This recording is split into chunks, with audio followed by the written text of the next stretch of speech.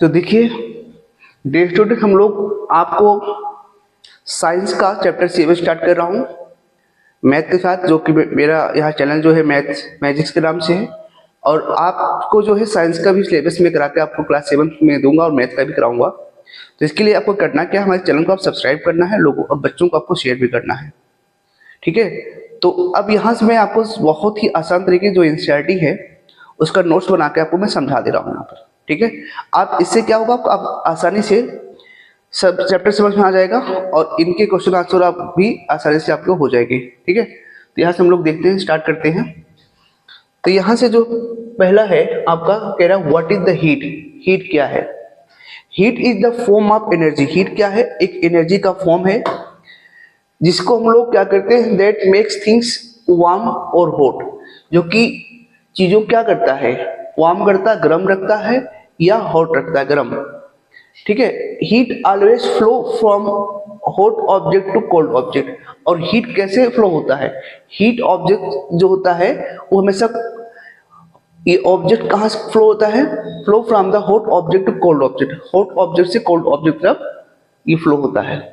ठीक ना। जो भी हीट है, हीट से कोल्ड की तरफ जाए। जैसे अगर आयरन है, आयरन पे एक साइड को आप हीट करोगे तो उसका दूसरा पार्ट जो कोल्ड वाला है, धीरे धीरे वो दूसरा पार्ट भी कोल्ड हीट हो जाता है। तो ये कह रहा flow from the hot object to cold object. Example, when you touch the hot cup after heat flow from the cup जो हॉट है टू योर हैंड। अब यहाँ से अगर हम लोग मान लीजिए हैंड मेरा कोल्ड है, अब मैं इसको कप को, अब मेरा हीट कप है तो इसको मैं जैसे ही पकड़ा और पकड़ने के बाद क्या हुआ, वो जो हीट है वो ट्रांसफर मेरे में हो गया, है ना। तो अब टेम्परेचर क्या होता है? Temperature is the shows that hot और कोल्ड ऑफ एन ऑब्जेक्ट। कि टेम्परेचर ये हमें दिखाता है कि ऑब्जेक्ट हॉट है या कोल्ड है। इसका जो मेजर किया जाता है थर्मोमीटर से, उसका यूनिट क्या होता है? सेल्सियस होता है या फ़ारेनहाइट होता है ना। फ़ारेनहाइट होता है, सेल्सियस होता है। एग्जाम्पल से नॉर्मल बॉडी टेम्परेचर जो होता है वो कितना होता है? 37 डिग्री सेल्सियस होता है। फ़ारेनहाइट में देखते हैं 98.6 फ़ारेनहाइट होता है। ठीक है ना।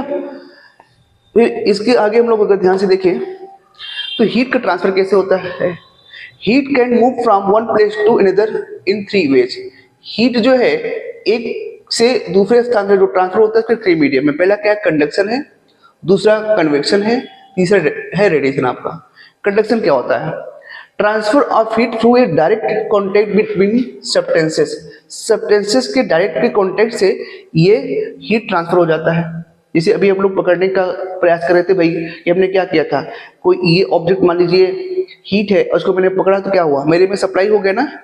तो वैसे ही हीट तो ओकर mainly the solid specially the metal.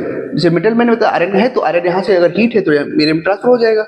Example, handle of metal spoon का कर देखिए, become hot when the press the hot T. अगर वो हैंडल को जो स्पून में है हॉट हो जाएगा अगर उसको प्रेस हम करें हॉट टी में। Cooking utensil gate heated from the flame. अगर हम लोग यूटेंसिल बर्तन है उसको फ्लेम में आग की जो आग जो जल रही है उसके अगर हम लोग मेटल को रखते हैं तो क्या होता है? हीट होकर के वो हीट हो जाएगा, है ना। बर्तन में गुड कंडक्टर कॉपर है और एल्युमिनियम है, आयरन है। पुअर कंडक्टर क्या है? पुअर कंडक्टर हम लोग बोलते हैं क्या? इंसुलेटर भी बोलते हैं, जिसमें वुड है, प्लास्टिक है, रबर से, क्लॉथ है। यहाँ देखो air and water are poor conductor. Air water भी पुअर कंडक्टर है हीट का। ठीक है ना। एयर और वाटर क्या है? ये पुअर कंडक्टर है हीट का। इसके बाद हम लोग देखें आगे कन्वेक्शन क्या होता है? Transfer of heat by movement of the liquid और गैसेस। जो यहाँ पर हीट का ट्रांसफर होता है किसके मूवमेंट पे? लिक्विड और गैस के मूवमेंट से। जैसे hot part of rises up and cold part of the sink down. जो चीजें गर्म होती है और उठती है, राइज होती है, और जो कूल होती है वो पार्ट सिंक होती है, डाउन होती है, फॉर्मिंग कन्वेक्शन करंट। और वो क्या बताना है यहाँ बनाएगा? Convection of current.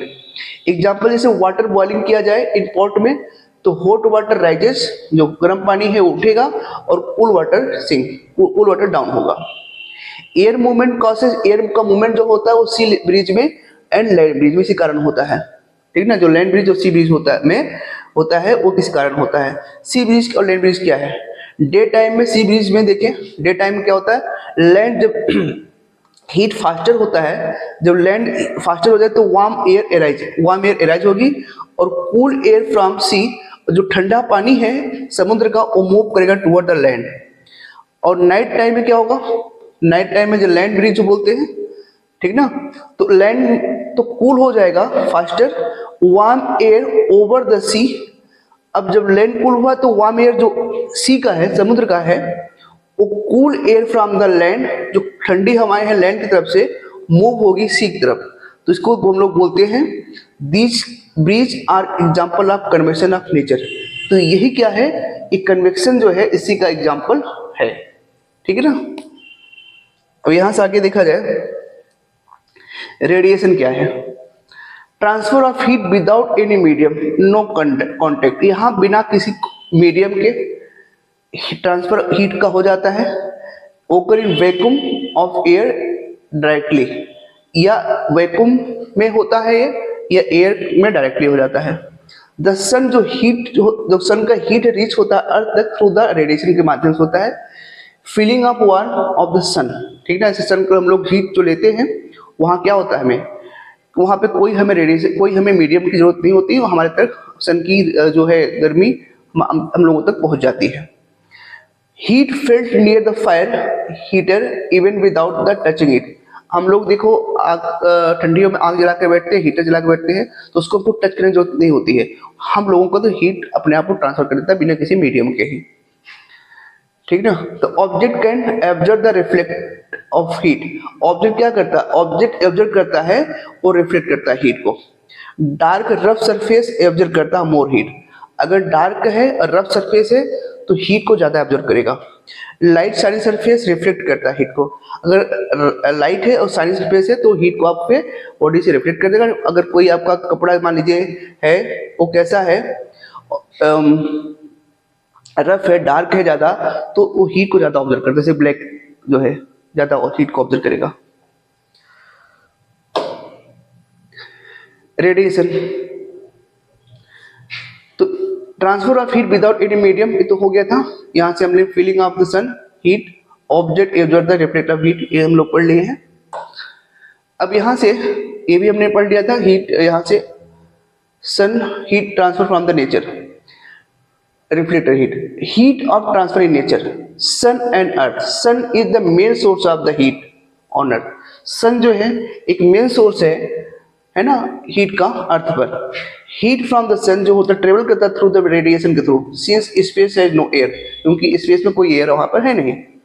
Ocean current, convection of current in oceans distribute the heat across the earth, ठीक है, जैसे हम लोग लैंड ब्रिज और सी ब्रिज भी पढ़े पीछे, है ना, तो उनके थ्रू आपका ये होता है यहाँ पर।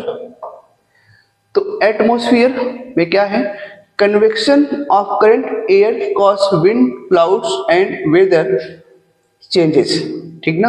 कन्वेक्शन के थ्रू, कन्वेक्शन करंट थ्रू क्या होता है, एयर में जो कॉज होता है हवाओं का, विंड का, क्लाउड्स का एंड वेदर का, वो चेंजेस कारण होता है कन्वेक्शन के करंट के कारण। Animal and human adaptation, polar animals like the polar bears have thick fur fat to reduce the heat losses। अब पोलर एनिमल क्या होता है, उनके जो है पोलर बियर जो है उनके थिक फर होते हैं, मोटे मोटे फर, बाल होते हैं मुलायम, और फैट भी होते हैं जो कि क्या करते हैं, हीट को लूज करते हैं। Desert animal like the camel have thin fur, light colour होता है जिससे कि वो रिफ्लेक्ट करता है हीट को, जो आपके डिजर्ट में यहाँ पर ये पाए जाते हैं। इसके बाद है important heat of transfer nature, help the maintaining the earth temperature balance, causes wind of movement and rainfall. अब मेंटेनिंग अर्थ का टेम्परेचर करना है तो उसका कारण कैसा है, एयर का मूवमेंट हो और बारिश हो, तो ये हेल्प करता है ग्रोथ, जो सर्वाइवल लिविंग बीइंग्स यहाँ पर हैं, जो लिविंग चीजें हैं, है ना, जो जीवित प्राणी है, मनुष्य है, जानवर है, उनके लिए जरूरी पड़ता है।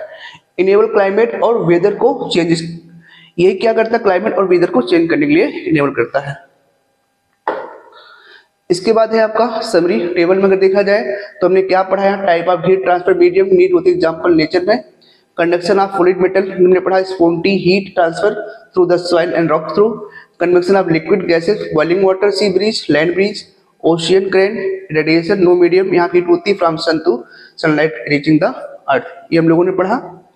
इसके बाद हमने क्या पढ़ा, term of different, heat form of energy causing the warm के through, temperature measure hotness coldness conduction through होता है, transfer of heat through contact, convection transfer होता है heat by movement of the fluid, radiation transfer होता है heat without किसी medium से, sea breeze क्या होता है, cool air from sea to land की तरफ जाता है ना।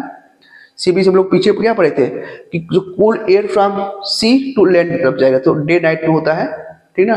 तो ये जो है कूल एयर जो ठंडी हवाएं हैं समुद्र से वो लैंड की तरफ जाएगी, और लैंड ब्रीज क्या होता है जो कूल एयर लैंड की तरफ है वो सी तरफ जाएगी, ठीक ना। ये है। और लास्ट हम लोग टॉपिक में क्या है, समरी हम लोग को देखें तो यहाँ क्या था, heat is flow from the hot cold object, जो हीट होता है वो फ्लो होता है हॉट से कोल्ड ऑब्जेक्ट तक। हीट ट्रेवल करता है थ्री वेज में, कंडक्शन, कन्वेक्शन एंड रेडिएशन, ये हम लोग पढ़ लिए। सन हीट रीचेस अर्थ, सन जो पहुंचता है वो रेडिएशन थ्रू यहाँ पर अर्थ तक पहुंचता है। Wind and ocean trend due to the convection through होता है।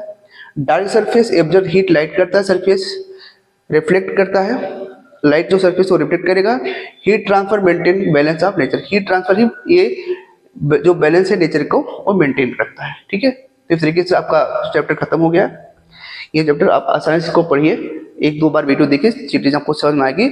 इसके बाद आप एनसीईआरटी बुक लेकर के देखिए ध्यान से, चीजें आपकी क्लियर होगी, क्वेश्चन आंसर आप खुद करिए इसको, है ना। आपको इस तरह के टॉपिक बना के करेंगे तो आपको याद हो जाएगा।